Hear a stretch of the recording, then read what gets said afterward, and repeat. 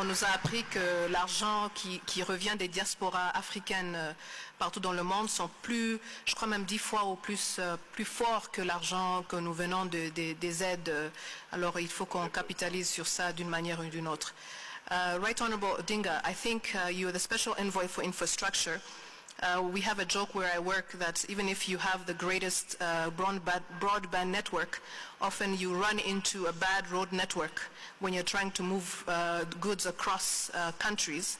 I know that you are working on the question of infrastructure, and one of the special projects of the Agenda 2063 is the high-speed train network. So can you tell us a little bit about that? It's a kind of a Wakanda-style dream for the moment, but what's happening to make it come to life? Thank you very much. I want to begin also by thanking the organizers of this conference for inviting us to come here. Secondly, I want to congratulate President Paul Kagame for the inspirational role that he's been playing on this continent.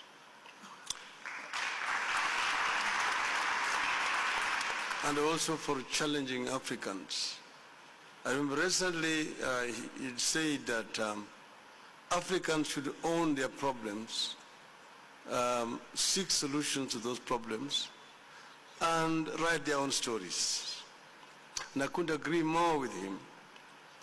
Because as this old saying goes, until the lion learns to write, the story of the hunt will always favor the hunter. So the African lion needs to write its own story. And this is very crucial. The founding fathers of the African continent really wanted African unity. Remember, Kwame Nkrumah said that Africa will not be free until every inch of the continent is liberated. And a lot was spent in the struggle for the total liberation of the African continent. That time also they were talking about the African unity. But of course, over 50 years later, we are still here where we are. We are still with the colonial boundaries that were drawn in Berlin, where no African was represented. But that's a challenge and a subject for another day. But now, it is here in Kigali where the African leaders came as a result of realization that Africa was really trading very little with itself, and that there is need to break some of these barriers and facilitate more intra-African trade. This again was inspired by President Paul Kagame. Now, but how does Africa trade with itself? One of the impediments is lack of proper infrastructure. And I usually give the example of Kenya on East Africa and Central African Republic. It is only a stone's throw away from Kenya. Only South Sudan is between Kenya and Central African Republic. But how do Kenyan goods reach there?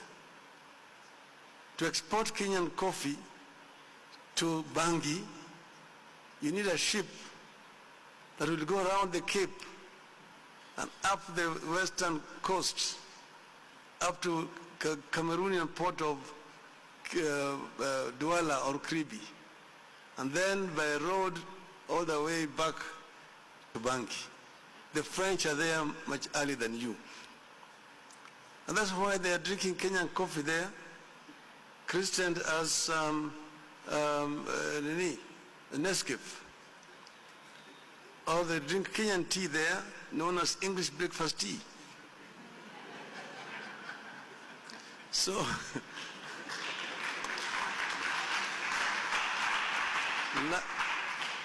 lack of infrastructure.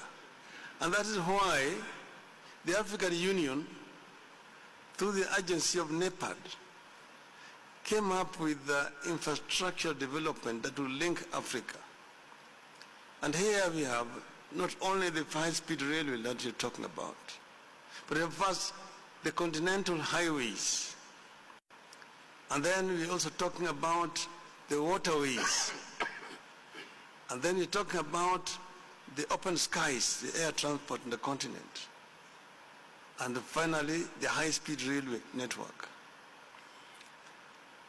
Right now, we have about 9 intercontinental trans-African highways that have been identified for development. The Cape to Cairo, the Tripoli to the Cape, Dakar, Cairo to Dakar, Dakar to Lagos, Dakar, N'Djamena, then N'Djamena to Djibouti, Lagos to Mombasa, to mention just some of them.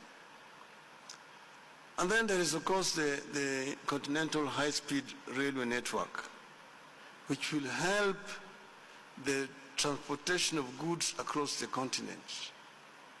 Because right now, the cost of transport within the continent of Africa is between 50 to 175% higher than the rest of the world. And that's what makes it very difficult for intra-African trade. So these railway networks have been conceived to link the continents. You have one running from Lagos through Kano, eventually going to N'Djamena in Chad. One would run from Beira, port coming through Harare into Lusaka, along Benguela line to Huambo in Angola. Then we have got the Trans-African Beltway, which runs from the port of Lamu in Kenya, branching to one to Addis Ababa, and the other one to Juba in South Sudan. And from there, that's phase 1. Phase 2 going from Juba through Bangui in Central African Republic to Yaoundé up to the Cameroonian port of Kribi, creating a land bridge linking the Atlantic Ocean to the Indian Ocean and opening the interior of the continent to trade. Several landlocked countries then will be able to hook on. Chad can hook on, Uganda, DRC, the Republic of Congo, of course Nigeria, and so on. So you can have goods coming from east to west and west to east. So all the imports coming from Europe will come and be to the Cameroonian port of Kribi, and then will be then transported across the continent. And those coming from Asia, from Japan, China, and so on, come to the port of Lamu and transported across the continent. That way, it will be easier for imports and also intra-African trade. Ethiopia has just completed a railway line from Djibouti to Addis Ababa. She will connect with Lapset all the way to the port of Lamu in Kenya. But then, another issue here is how do you construct the high-speed railway line without power, energy? And that is why we are now also talking about energy across the continent. And that is how the Inga Dam in DRC becomes a priority in the continent. The Inga is has got the biggest hydroelectric potential in the world. Right now, the studies show that you can generate up to 110,000 megawatts from Inga. The DRC's requirement will be 10,000, at most 20,000. So therefore, it cannot be a national project. It must be developed as a regional, a continental project. And that's why we're saying that this is a major priority that we want to take off almost immediately. There are regional power pools, the Southern African power pool, the Eastern African power pool, the Central African, the Western African, and Northern African. We are now talking about regional interconnections so that you can then interconnect the entire continent and have this energy distributed and available at a much cheaper rate. Some countries, like in Liberia, the cost of energy is about 35 cents per unit. You cannot hope to develop in that kind of rate of power. So you need to find a way where you can get cheap power. This will enable Africa also to add value, to value addition to raw materials that's abundant on this continent. Africa, the richest continent in terms of resources, yet Africans' living conditions are also the poorest. This paradox is what we want to resolve, so that instead of exporting iron ore, we'll be exporting steel. Instead of exporting copper, we'll be exporting copper cables.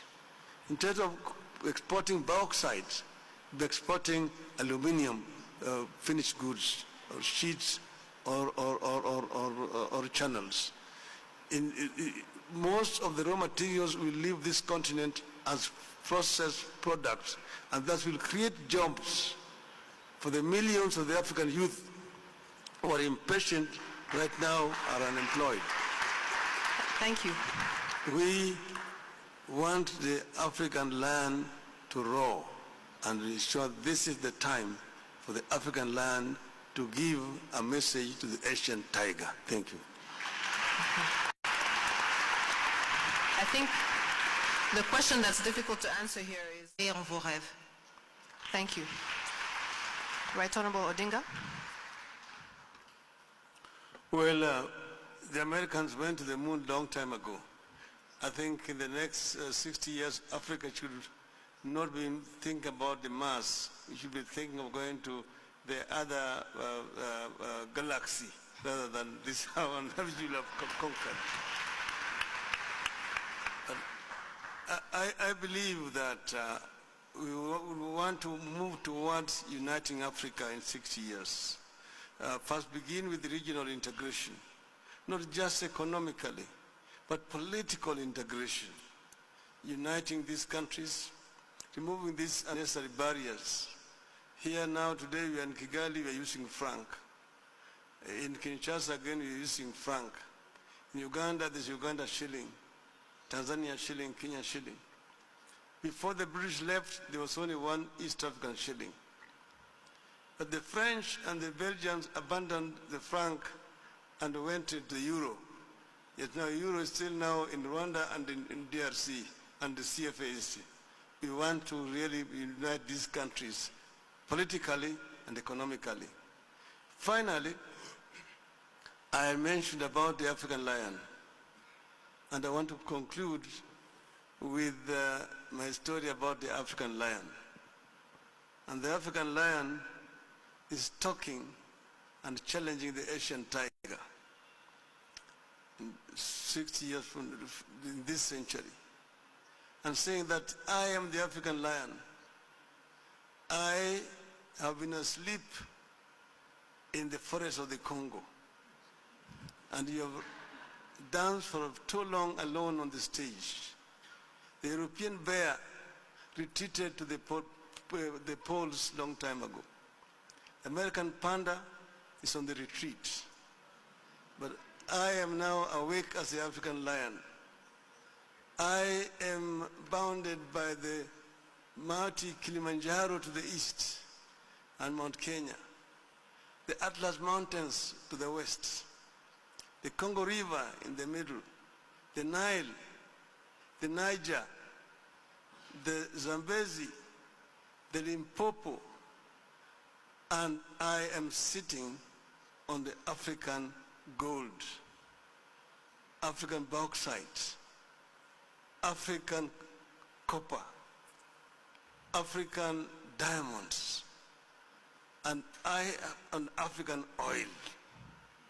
And I have the knowledge and capacity to transform all this wealth into better living standards for my people of Africa and claim the 21st century as truly African century. Thank you. Thank you. Votre Excellence Moussa Faki, 30 secondes sur what will happen in the next 60 years.